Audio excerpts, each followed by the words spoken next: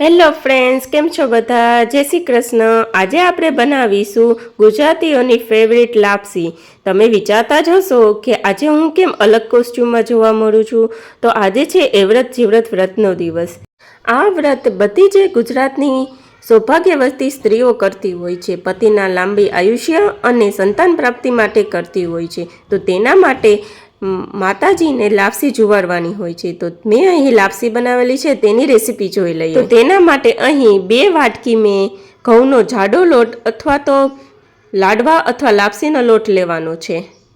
ત્યારબાદ મોણ માટે આપણે 2 મોટી ચમચી તેલ એડ કરેલું છે. તેને આપણે સરખી રીતના મિક્સ કરી લઈશું. અહીં આપણે બધું માપથી લેવાનું છે, જેથી કરીને આપણી લાપસી એકદમ છૂટી અને સરસ તૈયાર થાય.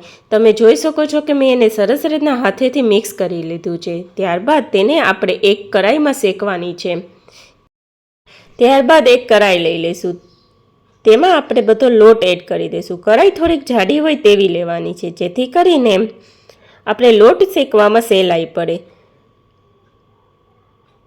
ત્યારબાદ મીડિયમ ગેસ રાખી તેને ચમચાના મદદથી આવી રીતના હલાવતું રહેવાનું છે, જેથી કરીને લોટ આપણો સરસ રીતના શેકાઈ જાય.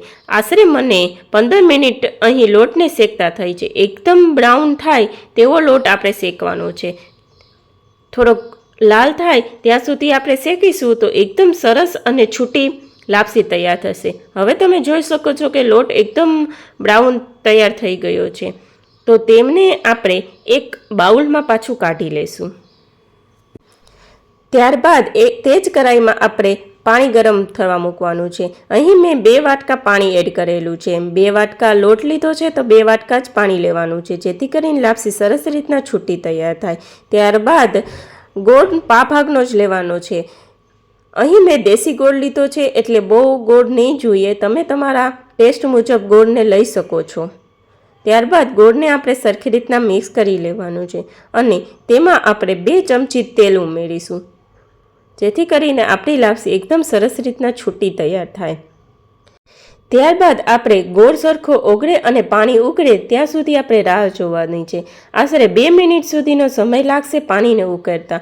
અહીં તમે જોઈ શકો છો કે પાણી સરસ રીતના ઉકળી ગયું છે અને ગોળ પણ સરસ રીતના ઓગળી ગયો છે. ત્યારબાદ આપણે જે લાપસીનો લોટ શેકેલો હતો તેને એડ કરી દઈશું.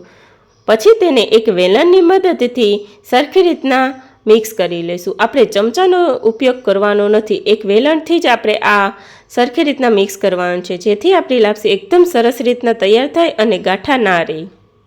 અહીં તમે જોઈ શકો છો કે લાપસી સરસ રીતના મિક્સ થઈ ગઈ છે. ત્યારબાદ તેને આપણે 2 મિનિટ માટે એક ઢક્કન ઢાંકીને કૂક થવા દઈશું, જેથી કરીને સરસ રીતના લાપસી તૈયાર થઈ જાય.